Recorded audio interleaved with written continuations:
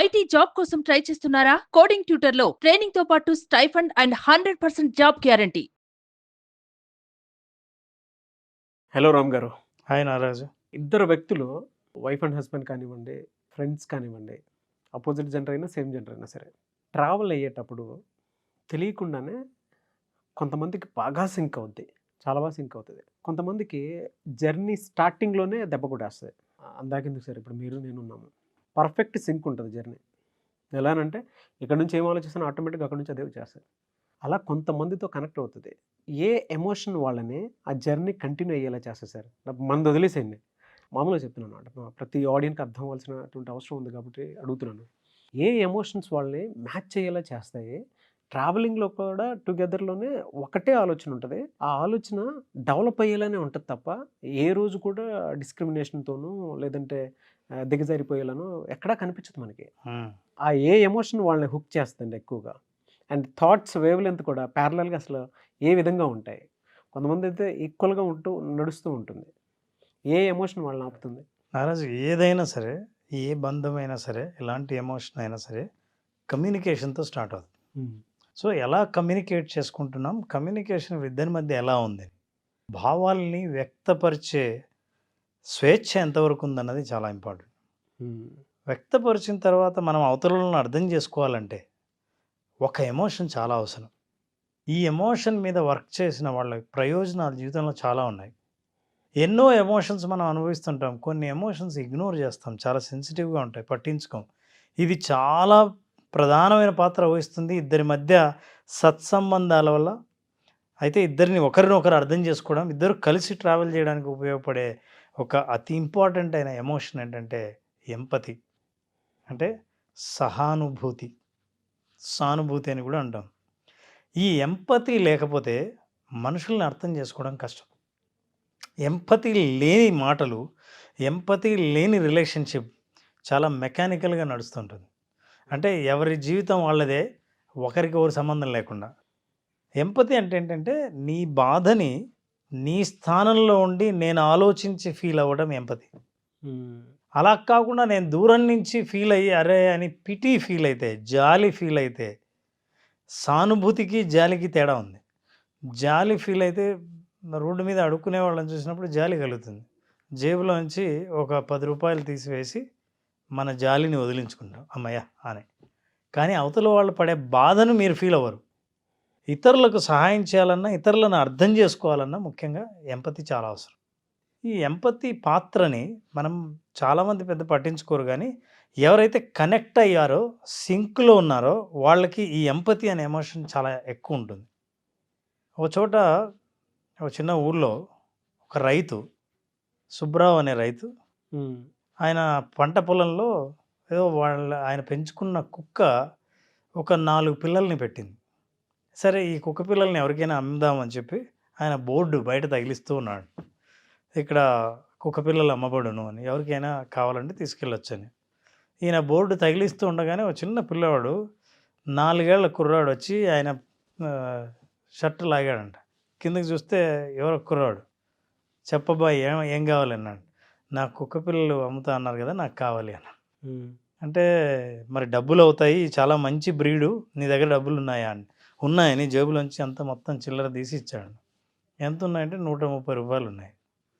సరే ముద్దుగా అనిపించి సుబ్రావుకి, సరే ఇచ్చేద్దాంలే అని, ఇగో 4 ఉన్నాయని పిలిచాడంట కుక్క పిల్లల్ని. అవి పరిగెత్తుకుంటూ చిన్నవి వస్తున్నాయి.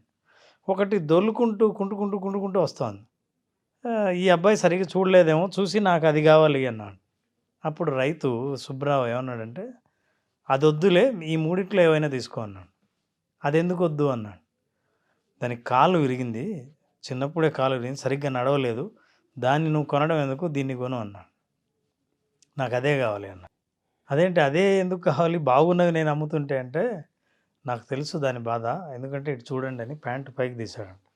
ఈ పిల్లవాడికి ఒక కాలు లేదు, ఒక ఆర్టిఫిషియల్ లెగ్ పెట్టబడింది, దాని బాధ ఏంటో నాకు తెలుసు, అందుకే అదే నాకు కావాలి అన్నాడు. This is empathy. So people వాళ్ళు కనెక్ట్ బాగా అవుతారు. ఒకరికొకరు అర్థం చేసుకున్న వాళ్ళు, ఆ ఎంపతి ఉన్నవాళ్ళు, ఎమోషనల్ ఇంటెలిజెన్స్ చాలా హై ఉంటుంది. అంటే వాళ్ళ ఎమోషన్స్ని ఎట్లా మేనేజ్ చేయాలి, ఎదుటి వాళ్ళని ఎలా అర్థం చేసుకోవాలి, ఇప్పుడు ఎలా ఫీల్ అవుతున్నారు, ఇలా ఫీల్ అవుతున్నారు కాబట్టి ఈ మాట మాట్లాడడం అవసరమా, సందర్భమా అని ఆలోచించే పరిజ్ఞానం వీళ్ళకి పెరుగుతుంది. ఇది ఎవరికి? ఎంపతి ఉన్న వాళ్ళకి. సో ఈ ఎంపతి చాలా ఉపయోగపడుతుంది. ఈ ఎంపతి బాగా ఉన్న వాళ్ళను ఎంపాత్ అంటారు. అంటే తాదాత్మ్యత చెందే లక్షణం ఉన్న వాళ్ళని. అంటే ఎదుటి వాళ్ళ గుణాల్లో, ఎదుటి వాళ్ళ ఆలోచనలో తాదాత్మ్యం చెందుతారు. అంటే మనం అంటుంటాం కదా, ఎక్కడైనా చాలా తాదాత్మ్యం చెందాడంటే తన్ను తాను కోల్పోయి మొత్తం అందులో మునిగిపోయాడని. సో వీళ్ళు అలా ఉన్న వాళ్ళను ఎంపాత్ అంటాం. ఇద్దరి మధ్య బాగా బలమైన రిలేషన్షిప్, బలమైన అండర్స్టాండింగ్ ఏదైనా ఉందంటే వాళ్ళు ఎంపాత్స్ అయి ఉంటారు. సరే, వాళ్ళ కెపాసిటీని వాళ్ళు కొలిచినప్పుడు అర్థం చేసుకున్నారంటే, ఇప్పుడు for example if you are speaking, I am listening. Nagaraju మాట్లాడుతుంటే నేను వింటూ ఉంటే, సో నాగరాజు ఏం మాట్లాడబోతున్నాడో నా బ్రెయిన్ ఆల్రెడీ అసెస్ చేయగలుగుతుంది. సో మాట్లాడేవాళ్ళు, వినేవాళ్ళు ఒకే రకంగా ఆలోచించగలిగే స్థితికి చేరుతారు. అప్పుడు మీరు ఏం మాట్లాడబోతున్నారో కూడా నాకు తెలిస్తే నాతో రిలేషన్షిప్, కమ్యూనికేషన్ నీతో చేయడం చాలా ఈజీ అవుతుంది. ఒకరినొకరు అర్థం చేసుకోవడం సులభం అవుతుంది. దీన్ని న్యూరాల్ కప్లింగ్ అంటారు. దీన్ని ఏం చేశారంటే సైంటిస్టులు, ఇదెట్లా సాధ్యం అవుతుంది, ఇదేదో విచిత్రంగా ఉంది, స్పీకర్ ఏం మాట్లాడుతున్నాడో లిజనర్ ముందే ఏం మాట్లాడబోతాడో కూడా ఊహించగలగడం ఇది ఎలా సాధ్యమవుతుంది అని అనుకుని సైంటిఫిక్గా దీన్ని టెస్ట్ చేద్దాం అనుకున్నారు. ఎందుకంటే ఇవి రెండు వాళ్ళు అర్థం చేసుకుందంటే ఇద్దరు ట్రావెలర్స్, ఇద్దరు కలిసి ప్రయాణిస్తున్నారు ఆలోచనల్లో. ఈ ఆలోచనల్లో కలిసి ప్రయాణం చేయడం ఎలా సాధ్యం అని అనుకుని ప్రయోగం చేస్తూ పరీక్షిద్దామని సైంటిఫిక్గా బ్రెయిన్ని స్కాన్ తీశారు. నిజం చెప్పాలంటే బ్రెయిన్లో మాట్లాడుతున్నప్పుడు బ్రెయిన్లో ఒక పార్ట్ పనిచేస్తుంది, వింటున్నప్పుడు ఇంకో పార్ట్ పనిచేస్తుంది. సో రెండు డిఫరెంట్ పార్ట్స్ పనిచేస్తున్నప్పుడు రెండు ఒకేసారి సింక్లో ఎట్లా పనిచేస్తాయని స్కాన్ చేశారు. స్కాన్ తీస్తే బ్రెయిన్ వేవ్స్ ఇద్దరికి చాలా ఈక్వల్గా కనిపించాయి. సో ఇద్దరు ఒకే రకంగా ఆలోచిస్తున్నారు. So it is neuron coupling. అంటే అవతల వాళ్ళ న్యూరాన్స్ ఎలా పనిచేస్తున్నాయో, ఎలా యాక్టివ్గా ఉన్నాయో యువతల వాళ్ళ న్యూరాన్స్ కూడా అట్లాగే యాక్టివ్గా ఉన్నట్టు కనిపించింది. సో అందుకే ఒక్కొక్కసారి నేను అనుకున్నాను వంటామని, నేను ఇలా జరుగుతుందని, నువ్వు ఇలాగే ఆలోచిస్తావని నాకు ముందే తెలుసు అని ఎప్పుడు అనుకుంటారంటే వాళ్ళతో పాటు జర్నీ చేసి చాలా కాలంగా వాళ్ళ ఆలోచనలను పంచుకొని వాళ్ళు ఎలా ఆలోచిస్తారో తెలుసుకున్న వాళ్ళు బాగా అర్థం చేసుకోగలుగుతారు. సో ఈ ఎంపాత్స్ అన్న క్వాలిటీ, ఎంపతి అన్న లక్షణం మనిషికి కమ్యూనికేషన్లోనూ మానవ సంబంధాల్లోనూ అత్యంత ముఖ్యమైనది. అయితే దీనివల్ల కొన్ని లాభాలు, కొన్ని నష్టాలు కూడా ఉన్నాయి. ఏంటి సార్? ఇప్పుడు ఎంపతి ఉన్నవాళ్ళు ఏంటంటే ఎదుటి వాళ్ళ స్ట్రెస్ని వీళ్ళని ఎత్తినేసుకుంటారు, వాళ్ళ బాధనంతా వీళ్ళు తీసేసుకుంటారు. వాళ్ళు ఏం ఆలోచిస్తున్నారో, వాళ్ళు ఏం బాధపడుతున్నారో, ఎలా ఫీల్ అవుతున్నారో ఇంటికి వెళ్ళిన తర్వాత కూడా ఫోన్ చేసి ఇప్పుడు ఎలా ఉన్నావు అని వీళ్ళు ఆలోచిస్తూనే ఉంటారు వాళ్ళ గురించి. ఇలా తెలుసుకోవాలంటే వీళ్ళకి సెన్సిటివ్ సినిమాలు చూపిస్తే ఏడ్చేస్తారు, హర్రర్ సినిమాలు చూసి భరించలేరు, నిజంగా చంపేసినట్లే వీళ్ళు ఫీల్ అవుతారు. అట్లాగే ఎక్కువ వాళ్ళకి ఎదుటి వాళ్ళ కష్టం పట్ల ఆలోచన చేయడం వల్ల నష్టం ఏంటంటే ఎక్కువ ఎమోషనల్ డ్రెయిన్ అయిపోతారు, తొందరగా మానసికంగా అలసిపోతారు. ఆ ఎమోషనల్ డ్రైనేజ్ అయిపోయినప్పుడు ఏమవుతుందంటే శక్తి సన్నగిల్లితే ఏ పని మీద కాన్సన్ట్రేట్ చేయలేరు. సో ఈ నష్టాలు ఉన్నాయి. కానీ వీళ్ళకున్న అడ్వాంటేజెస్ కొన్ని ఉన్నాయి. వీళ్ళు ఎవరి కష్టాన్నైనా వెంటనే చెప్పకముందే అర్థం చేసుకోగలరు. ఇంకోటి ఉంటుంది, వీళ్ళకి అవతల వాళ్ళు అబద్ధం చెబితే గుర్తించగలిగే శక్తి ఉంటుంది. సో సైంటిఫిక్గా కూడా ప్రూవ్ అయింది ఏంటంటే రెండు బ్రెయిన్స్ ఒకే రకంగా ఆలోచించడం ఎప్పుడు సాధ్యం అంటే ఇద్దరూ కొంతకాలంగా వాళ్ళ ఆలోచనలను షేర్ చేసుకుని కలిసి ప్రయాణం కొంతకాలం చేసినప్పుడు వీళ్ళ ఆలోచనల వేవ్స్ ఏవైతే ఉన్నాయో, వీళ్ళ ఆలోచనల వేవ్స్ ఏవైతే ఉంటాయో ఇవి రెండు అలైన్ అవుతాయి. ఇప్పుడు మీరు ఏం ఆలోచిస్తున్నారో ఇక్కడి నుంచి చెప్పగలిగే స్థితి అవతల వ్యక్తి పొందుతాడు. సో ఇది ఎంపతి వల్ల సాధ్యమవుతుంది, అలా అర్థం చేసుకోవడం వల్ల సాధ్యమవుతుంది. దానివల్ల ఏంటంటే మీరు ఏం ఆలోచించినా నాకు తెలియటం వల్ల అది కూడా ఒక రకమైన ఇబ్బందిగా ఉంటుంది. బట్ అది మానవ సంబంధాల్లో చాలా ముఖ్యమైనది. This is very important. So this is how we can connect with each other. కానీ ట్రావెలింగ్ ఉంటుంది చూసారా అన్న, ఈ ఎంపతిలో ఆ అండర్స్టాండింగ్ ఎప్పుడైతే భార్యాభర్తల మధ్య కానివ్వండి, బాడీకి బ్రెయిన్కి కనెక్షన్ కానివ్వండి, పార్ట్నర్స్ మధ్య కానివ్వండి, బాస్కి ఎంప్లాయీకి మధ్య కానివ్వండి కనుక ఉంటే నెక్స్ట్ లెవెల్ ఉంటుంది సార్. డిసడ్వాంటేజెస్ అంటారా? ఉంటాయండి. ప్రతి అడ్వాంటేజ్ అనుకో డిసడ్వాంటేజ్ అనేది ఖచ్చితంగా ఉంటుంది. కరెక్ట్. దీనివల్ల ఏంటంటే మోర్ అడ్వాంటేజ్ ఎక్కువ ఉంటుంది. డెవలప్మెంటల్ యాక్టివిటీస్ చాలా ఫాస్ట్గా అడాప్ట్ చేసుకోవడానికి ఉంటుంది. ఏదైనా చూసారు అని అంటే దరిద్రం చూసినా వెంటనే అడాప్ట్ చేసుకుంటారు, మంచిది చూసినా వెంటనే అడాప్ట్ చేసుకుంటారు. అది మాత్రం కరెక్ట్గా చెప్పగలుగుతాం. వైఫ్ అండ్ హస్బెండ్లో అది లేకేనన్ను అవతల ఉన్నోడు కూడా ఒక మనిషి అనేటువంటి విషయాన్ని మర్చిపోతారు. బిహేవియర్ మీద 2 మాటలు వదిలేసిన దాని మీద, అలా బిహేవ్ చేశాడనే దాని మీద ఎక్కువగా ఒక దాన్ని మించి ఒకటి వెళ్ళిపోతూ ఉంటారు. బట్ ఏదైనా చెయ్యాలి అనుకున్నప్పుడు వాళ్ళు ఏంటంటే గ్రోత్ మీద ఎప్పుడు పోట్లాడుకోరు. వాళ్ళ బిహేవియర్స్ మీద, వాళ్ళ కల్చర్స్ మీద, వాళ్ళ పాస్ట్ మీద, దాని మీద ఎక్కువ టైం స్పెండ్ చేసి దరిద్రానికి అనర్థాలకి దారి తీసేలా చేసేవే. గ్రోత్ మీద మీరు ఎన్నిసార్లు కొట్టుకోండి, వైఫ్ అండ్ హస్బెండ్ ఒకేలా ఇద్దరికి రెస్పెక్ట్ పెరుగుతూ ఉంటుంది. ఎంపతిలో అదే పెద్ద అడ్వాంటేజ్ సార్. అందుకే మనం ఇందాక చెప్పాము, ఆర్గనైజేషన్లో కానీ ఇంట్లో కానీ కొంతమంది అంటుంటారు, నాకు అతను బాగా నచ్చాడయ్యా, నాకేం కావాలో చెప్పకుండానే అర్థం చేసుకుంటాడు. వైఫ్ అండ్ హస్బెండ్ నేను చాలామంది దగ్గర చూశాను, నిజంగా ప్రేమించే భర్తల గురించి భార్యలు ఇలా చెప్తుంటారు, ఆయన నా అవసరాలు అన్నీ చూస్తాడండి, నేను అడక్కముందే నాకేం కావాలో తెస్తాడండి, అన్నీ చూసుకుంటాడండి అని.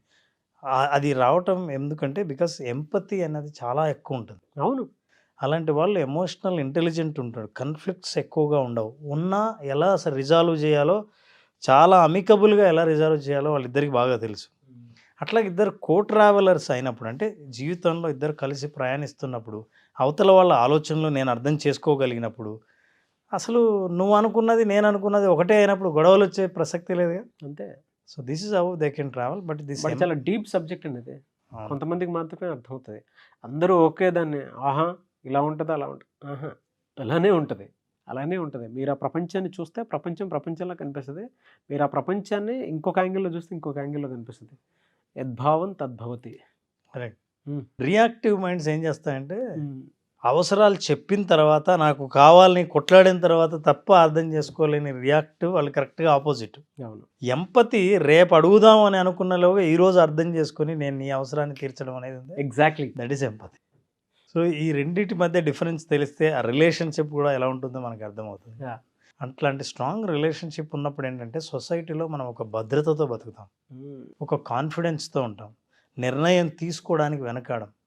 ఇవన్నీ ఉన్నప్పుడు లైఫ్లో ఇంతకంటే ఎవరు కోరుకునేది ఏమి ఉండదు. హ్యాపీగా ఉంచారు. మా మిస్సెస్ని కూడా గుర్తు చేశారు మీరు. ఇంతకు ఎంపతి ఎవరికి ఎక్కువ ఉందో ఇద్దరు ఒకేలా ఉంటుంది. Very good. Together traveling, co travelers. Very nice. Very happy for this content personally. Thank you so much Ram garu. Thank you very much Nara. మళ్ళీ క్లాస్ ఎప్పుడైనా అవకాశం ఉంటుంది, ఎందుకంటే విజువలైజేషన్ అది ఎక్స్పీరియన్స్ చేయడానికి మీరు పెట్టింది కంప్లీట్ ప్రాక్టీస్.